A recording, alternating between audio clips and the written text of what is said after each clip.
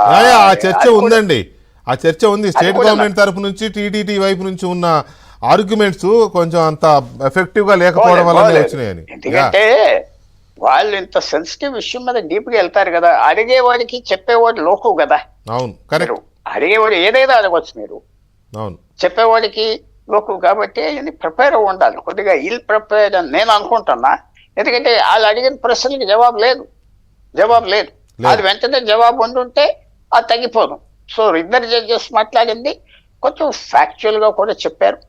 మీరు ఒక చిన్న ఇష్యూ చెప్తే అందరూ డిస్కస్ చేశారు కాబట్టి, ఇది మీరు నెయ్యనే ఎగ్జామిన్ చేశారు, లడ్డూలు చేయలేదు కదా అన్నారు. అవును, అది it's labs.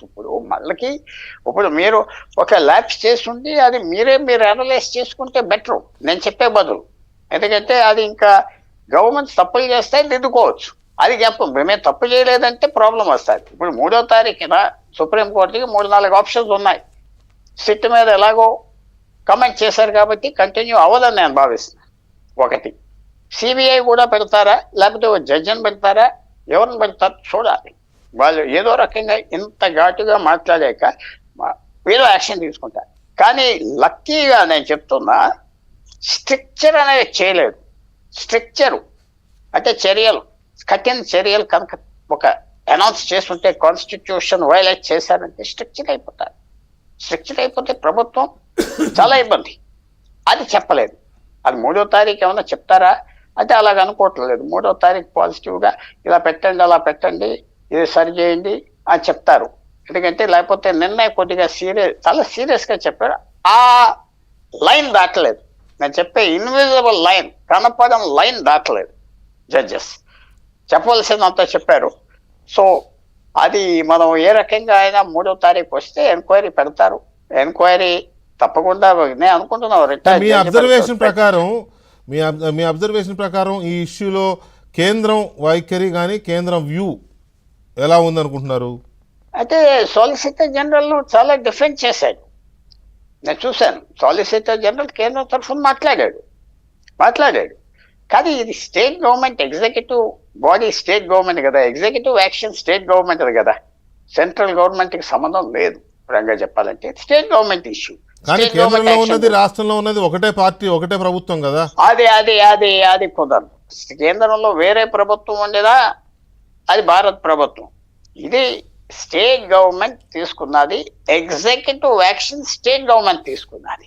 So state government ని సెంట్రల్ గవర్నమెంట్ కలిపి కాదు కదా. ఇదేదో కాన్కరెంట్ సబ్జెక్టు, ఇద్దరు కలిసి చేశారు, కమిటీ పెట్టారు, అది కాదు కదా. ఇది ఒక యాక్షన్, ఎగ్జిక్యూటివ్ యాక్షన్ తీసుకున్నారు. ఒక యాక్షన్ సెట్ ఫామ్ చేశారు, చెప్పాల్సిన స్టేట్మెంట్, అది సుప్రీం కోర్టు తప్పుపట్టింది. దాంట్లో ఇంకా మనం ఎంత పంచదార వేసినా అది తప్పదు.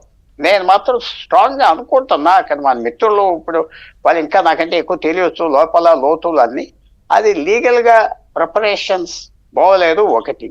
తర్వాత మీ డిబేట్లో నేను ఎప్పుడోసారి చెప్తా ఉంటాను, కొంచెం వెటకారంగా, నాటు మేధావులు అనేవాళ్ళు సలహాలు తీసుకోకూడదని చాలాసార్లు చెప్పాను మీతో. కేర్ఫుల్గా ఉండాలి ప్రభుత్వం. చాలా సెన్సిటివ్ ఇష్యూ, ఏ ప్రభుత్వం అయినా సెన్సిటివ్ ఇష్యూ.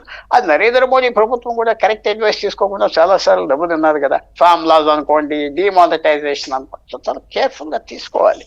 ఇది అనవసరంగా అంత ఇష్యూ అయిపోయిందా, అనవసరంగా అల్లనిచ్చారా, కోర్టుకి వెళ్ళరు అనుకున్నారా, అవన్నీ మరి ఎవరు ఇస్తున్నారు సలహాలు, ఐడియాస్ ఎవరు, ఐడియా ఫ్యాక్టరీ ఎవరిది ఎక్కడ, అవన్నీ కొంచెం లోతుగా మనం ఆలోచించుకోవాలి. ముఖ్యంగా ఏంటంటే ఆ లైన్ దాటలేదు సుప్రీంకోర్టు, స్ట్రక్చర్ ఇవ్వలేరు. స్ట్రక్చర్ ఇస్తే నేను అంటున్న మాట ముఖ్యమంత్రి గారికో గవర్నమెంట్కో చాలా ఇబ్బంది. స్ట్రక్చర్ అంటే నువ్వు కాన్స్టిట్యూషన్ దాటావు అంటే ఫినిష్, ఆ మాట అనలేదు. సాధారణంగా మన సుప్రీం కోర్ట్స్ ఆ మాట అందం. సాధారణంగా అంతవరకు వెళ్ళరు, ఆగిపోతారు. రైట్.